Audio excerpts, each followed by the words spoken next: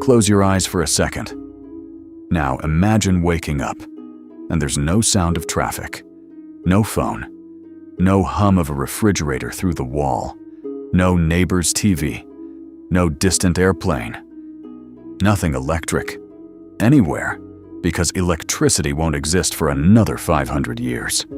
You're lying on a straw mattress. It crackles every time you shift your weight. But you're not the only one who shifts. There are other bodies next to you. A brother, maybe. A sister. An apprentice who sleeps at the foot of the bed, because that's where apprentices sleep. Privacy, in the way you understand privacy, does not exist in this century. Not in this house. Not in any house. Entire families share a single bed, parents in the middle, children arranged by age on either side. Guests, if there are any, squeeze in at the edges. You have never once in your life slept alone in a room. The blanket over you is rough wool, and it smells faintly of smoke, because everything you own smells of smoke. Your clothes, your hair, the walls. There's no glass in the window, just a wooden shutter, slightly warped, and through the gap, you can feel cold air on your face and hear a rooster that has been going since well before dawn. This is the year 1350. You live in a city of about 10,000 people, and today is just a Tuesday.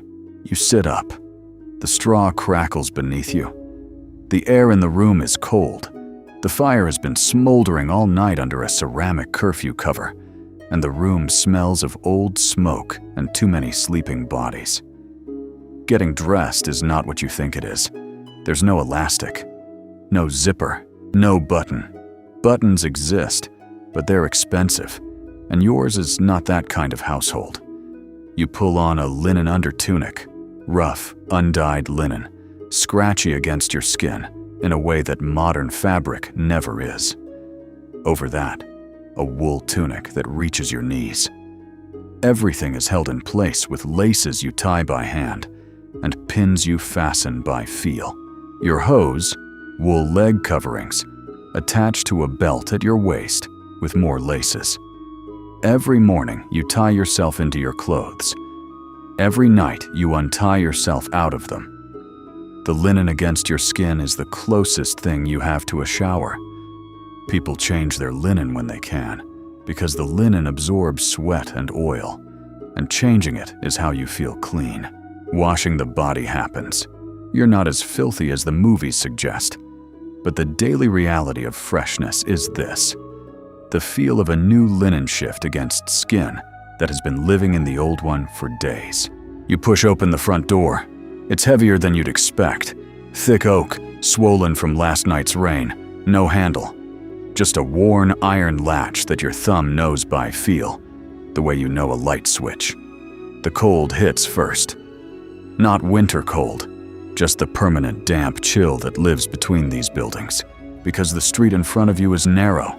Not narrow the way a city alley is narrow now. Narrow the way a hallway is narrow. 6 feet across, maybe 7. And the buildings on both sides lean toward each other overhead. Each upper floor juts out further than the one below. They're called jetties. So by the second or third story, the houses on opposite sides are only a few feet apart. The sky above you is a thin, ragged strip of gray. Even at noon, direct sunlight barely reaches the ground.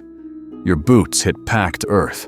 It rained last night, so the ground is soft, and your feet press in with a faint sucking sound. There's a shallow, open channel running down the center of the street.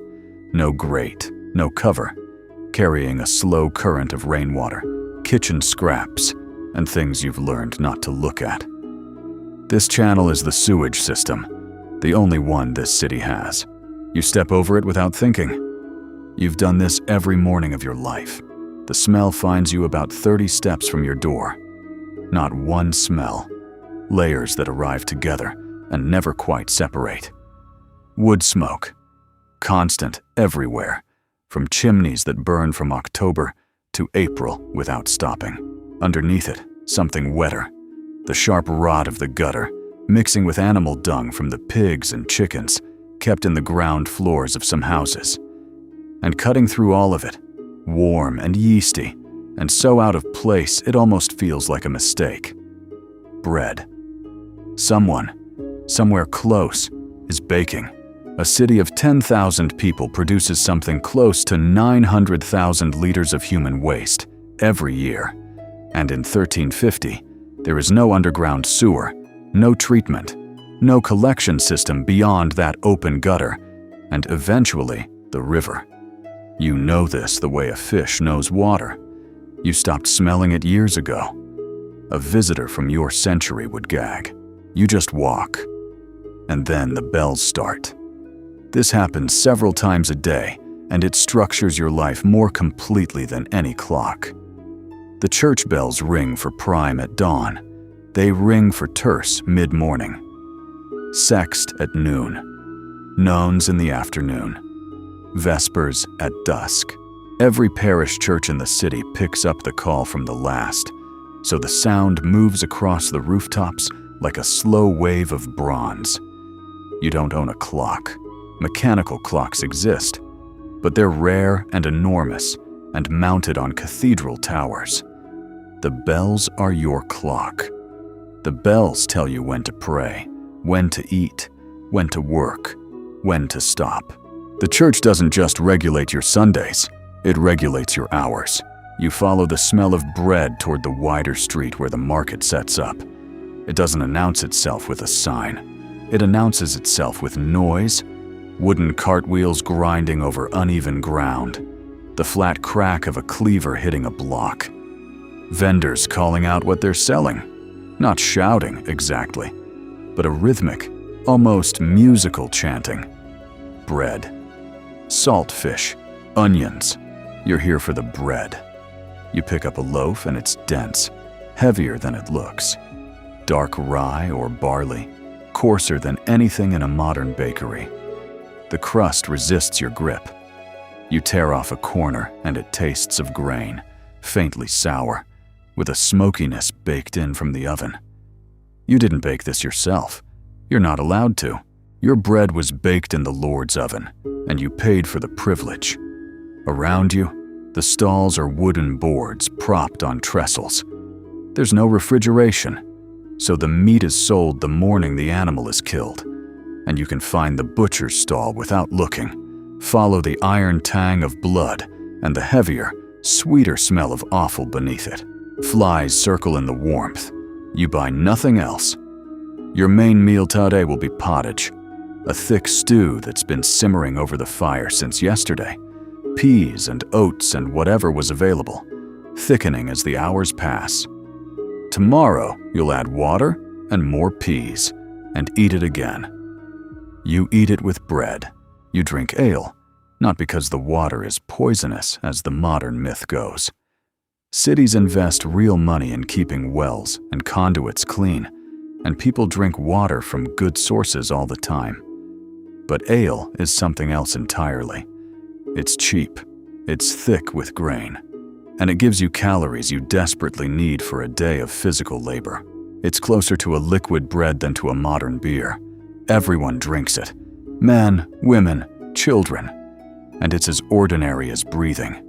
By mid-morning, the city has a rhythm you can feel more than hear. 3 streets away, a blacksmith is working. The sound is steady, a heavy clang. Then silence. Then another clang. His fuel is charcoal, not coal. Coal won't become common for another 300 years.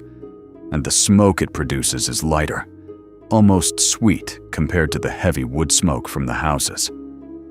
Closer, a tanner is working with a hide. You know this because you can smell it before you see it. The tanning process uses urine, animal brains, dung. The tanner street is the one place in the city where the smell is strong enough to make your eyes water, and everyone learns very quickly which route to take around it. Your own work depends on who you are, but whatever it is, woodworker, weaver, cobbler, laborer, you do it with your hands, and you do it by the sun. There is no artificial light strong enough to work by. Your productive hours are the sun's hours, and in winter, that means 8, maybe 9 hours of usable light. You start before dawn. You stop when you can't see your hands. There is no weekend. There are holy days, saints' days, feast days, scattered through the calendar when you don't work. But there is no concept of 2 days off at the end of every 7. That idea is still 4 centuries away. And through it all, the thin walls around you carry every sound from every direction. The argument next door, a child crying 2 floors up, someone coughing through the night every night in the house across the alley 3 feet from your window. You hear your neighbors live, and they hear you.